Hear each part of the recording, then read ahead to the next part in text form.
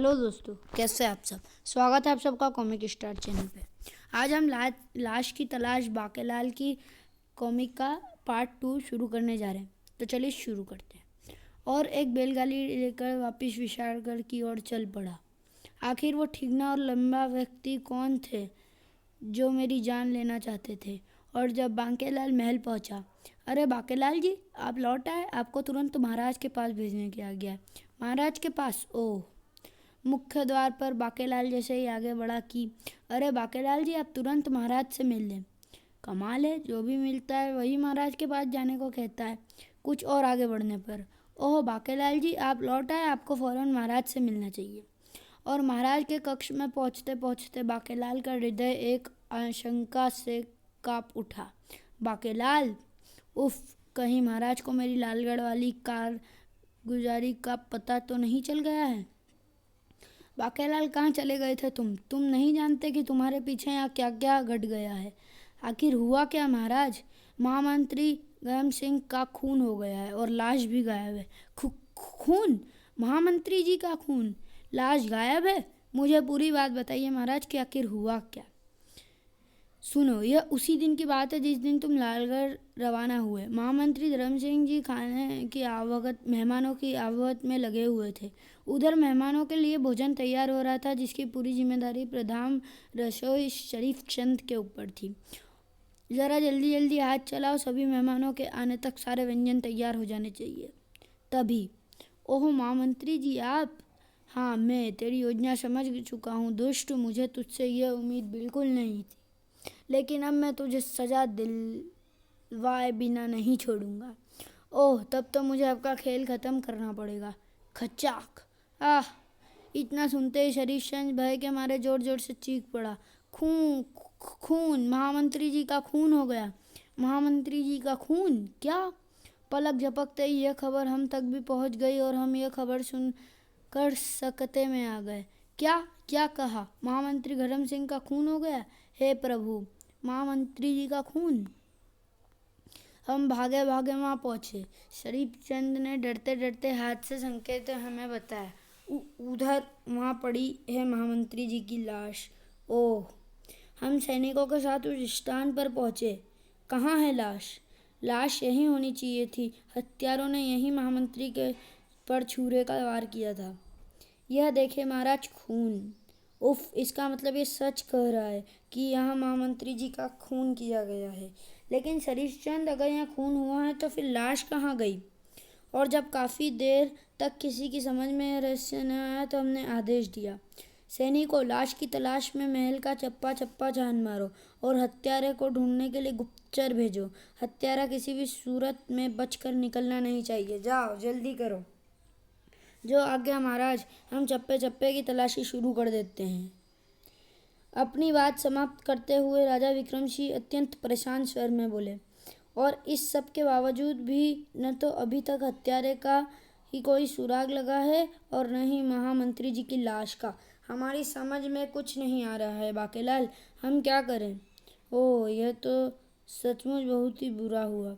चलो, अच्छा हुआ उसी कमबख्त खसूट के कारण लालगढ़ में मेरे प्राण जाते जाते रह गए थे। अब आया मज़ा।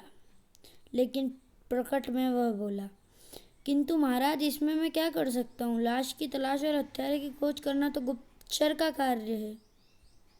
नहीं नहीं बांकेलाल, अब यह कार्य उनके बस का नहीं रहा। हम चाहते हैं कि इस गुत्थी को अब तुम सुलझाओ। मैं?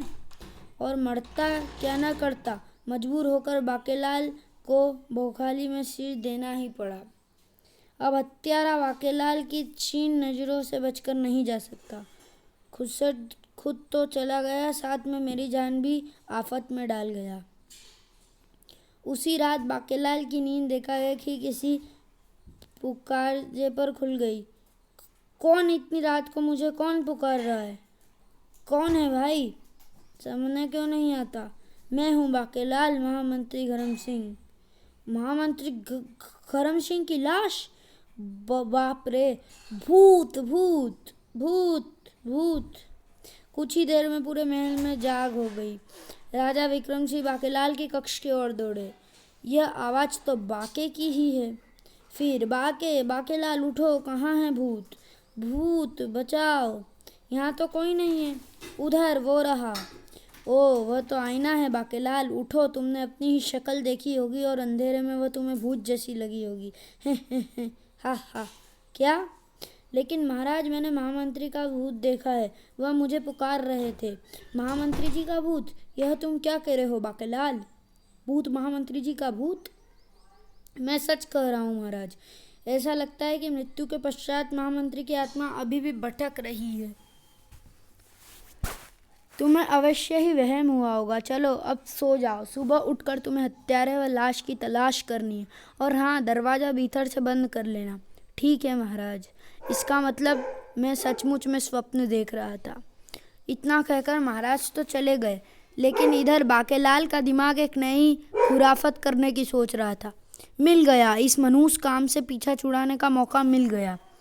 अगर मैं महल में महामंत्री के भूत का प्रचार कर दूं तो सब लोग महल छोड़कर चले जाएंगे और मैं चुपके से भीतर आकर आराम से यहाँ रहूँगा, वो माला पापड़ वाले को।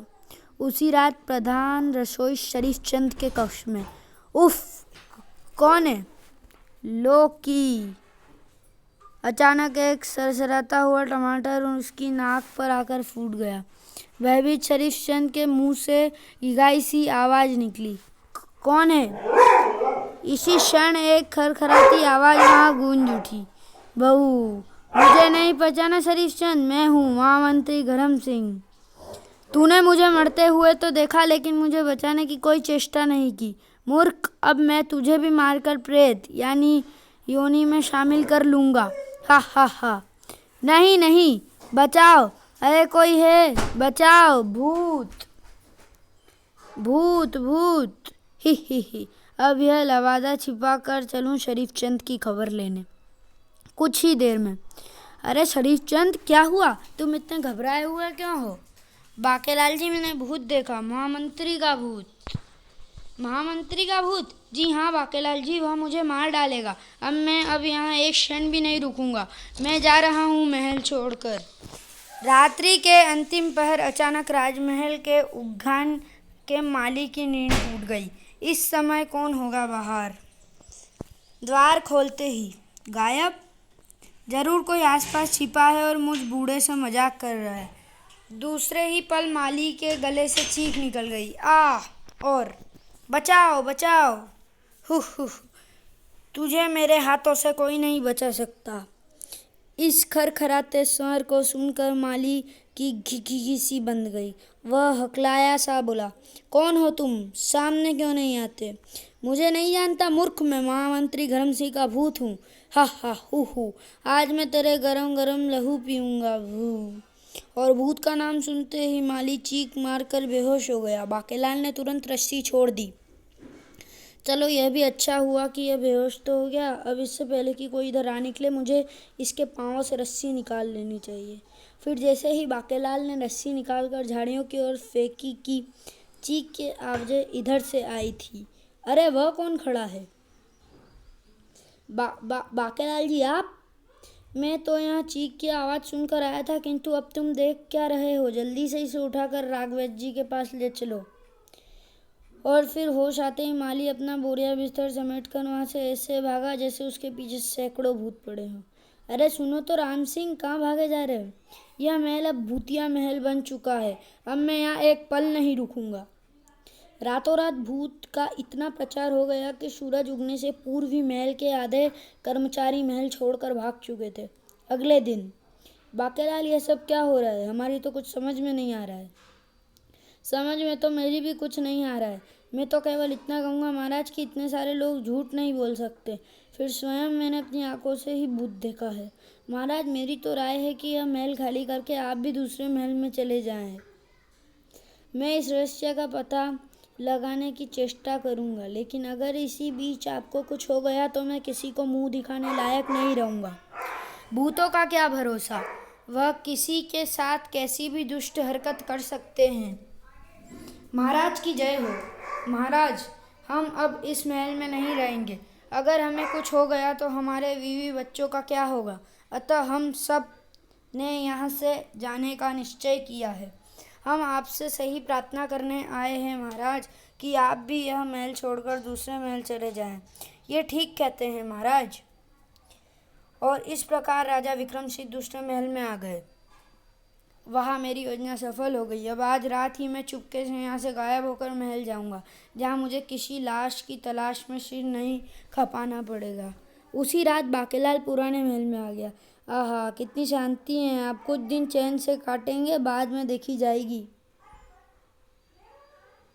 आधी रात के समय अचानक बाकेलाल की नींद उचट गई। अरे यह कौन है? शायद कोई चोर कक्ष में घुसने की चेष्टा कर रहे हैं। लेकिन महल में तो इस वक्त मैं अकेला हूँ। बाप रे, अब क्या होगा? वे तीनों व्यक्ति बड़े ही रहस्यमयी ढंग से भीतर आ गए। उसके निकट पहुंचकर उनमें से एक बोला, क्या इसे जगाएं? नहीं, ऐसे ही उतार दो गर्दन बड़के, जल्दी कर। गर्दन? मर गए बांके बेटा अब तो। बड़के का छुरे वाला हाथ ऊपर उठाए, लेकिन उससे पहले कि वह नीचे आ पाता, एक आवाज वहां गूंज उठी।